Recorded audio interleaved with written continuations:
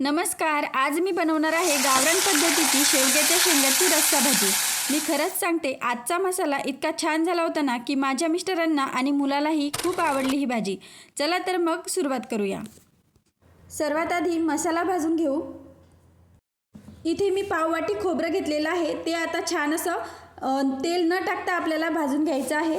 तर खोबरं इथे बघू शकता भाजलेलं आहे. आता त्याच कढईमध्ये थोडंसं तेल घालायचं आणि त्यानंतर इथे मी 2 कांदे घेतलेले आहे उभे कट करून. ते सुद्धा आपल्याला छान असे परतवून घ्यायचे आहे.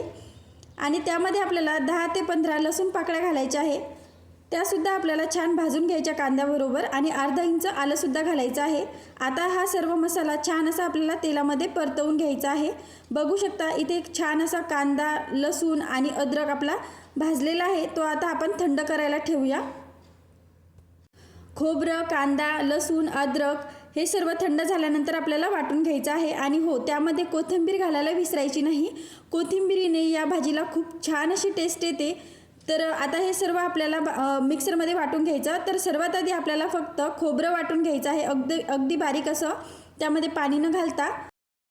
खोबरं छान असं बारीक झालेलं आहे. आता यानंतर आपण कांदा भाजलेला होता, कांदा, लसूण आणि अद्रक ते घालायचं आहे आणि त्यामध्ये कोथिंबीर घालायची आहे. कोथिंबीर घालायला विसरायची नाही, त्यानेच या भाजीला खूप छान अशी टेस्ट येते. तर नक्की घाला. आता यामध्ये आपल्याला वाटण्यासाठी थोडंसं पाणी घालायचं आहे आणि हा सर्व मसाला वाटून घ्यायचा आहे. सकाळी जर तुम्हाला वेळ खूप कमी असेल आणि ही भाजी तुम्हाला टिफिनला द्यायची असेल तर हा मसाला तुम्ही आदल्या रात्री बनवून ठेवलात तरीसुद्धा चालेल. फ्रीजमध्ये काही हरकत नाही, खूप छान असा राहतो. आता यानंतर आपण सर्व शेंग ज्या आहेत त्या धुतलेल्या आहेत, स्वच्छ धुवून घेतलेल्या आहेत. आणि हो, ह्या भाजीसाठी अगदी जाड अशी शेंग घ्यायची नाही. खूप जाड जर शेंग घेतली तर ती खूप कडवट लागते.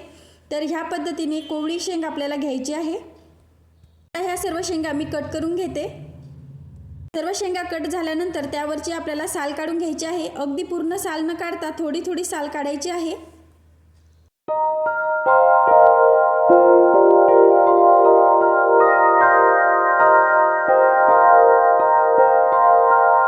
साल काढल्यामुळे जो मसाला असतो तो शेंगामध्ये आतपर्यंत जातो.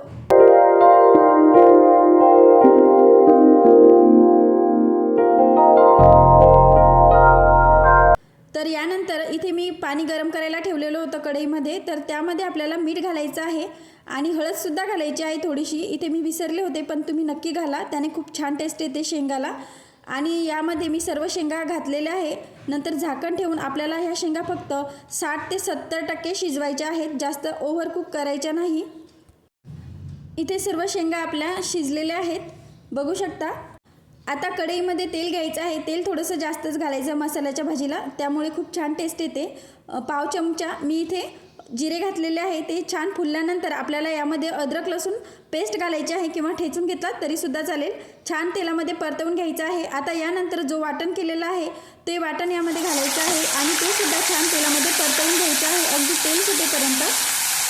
आता यानंतर आपण काही घरगुती बेसिक मसाले घालणार आहोत. त्यामध्ये घातलेला आहे धने पावडर, लाल तिखट, गरम मसाला. तुमच्या आवडीप्रमाणे तुम्ही घरगुती कोणताही मसाला घातला तरीसुद्धा चालेल. आता हे सुद्धा त्या मसाल्यामध्ये छान परतवून घ्यायचं आहे. आणि खूपच जर तुम्हाला कोरडं वाटत असेल वाटण, तर जे आपण उकडलेलं पाणी आहे, शेंगा उकडलेलं, त्यामधील थोडंसं पाणी घ्यायचं आणि त्यामध्ये टाकायचं आणि झाकण ठेवून छान तेल सुटेपर्यंत परत एकदा आपल्याला परतवून घ्यायचं आहे.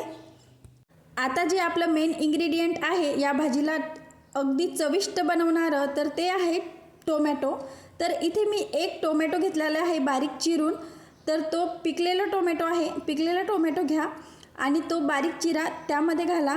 याने खूप छान अशी टेस्ट येते. आणि हो, जे आपण शेंगा उकडलेले आहेत ते पाणी आपल्याला फेकून द्यायचं नाही, तेच पाणी आपल्याला या भाजीमध्ये यूज करायचं आहे. आणि ते गरमसुद्धा असतं आणि खायलासुद्धा पौष्टिक आणि टेस्टला सुद्धा छान. तर तेच पाणी मी यामध्ये यूज करणार आहे. आणि टोमॅटो छान असं त्यामध्ये घातल्यानंतर थोडंसं पाणी घालायचं आणि टोमॅटो त्यामध्ये शिजून द्यायचा. आता यामध्ये शेंगा घालायच्या आणि आवडीप्रमाणे कमी किंवा जास्त तुम्ही यामध्ये पाणी घालू शकता. तुम्हाला घट्ट हवं आहे की पातळ हवं आहे, त्याप्रमाणे जे शेंगा आपण उकडून घेतल्या तेच पाणी यामध्ये घालायचं आहे. कन्सिस्टन्सी तुमच्या आवडीप्रमाणे तुम्ही ॲडजस्ट करू शकता.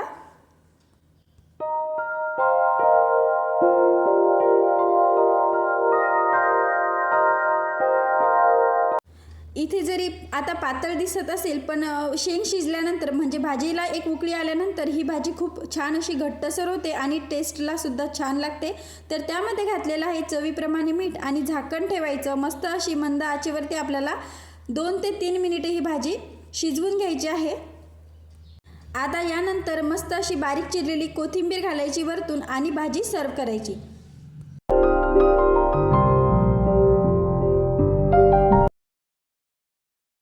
खरंच सांगते, हा मसाला वापरून तुम्ही जर ही भाजी बनवली तर परत परत बनवाल. एवढी टेस्टी आणि चविष्ट ही भाजी झालेली होती. तुम्हाला सुद्धा नक्की आवडेल. तुम्ही सुद्धा नक्की करून बघा आणि कशी झाली ते कमेंटमध्ये सांगायला विसरू नका. व्हिडिओ आवडला असेल तर लाईक करा, शेअर करा आणि सबस्क्राईब करा. धन्यवाद.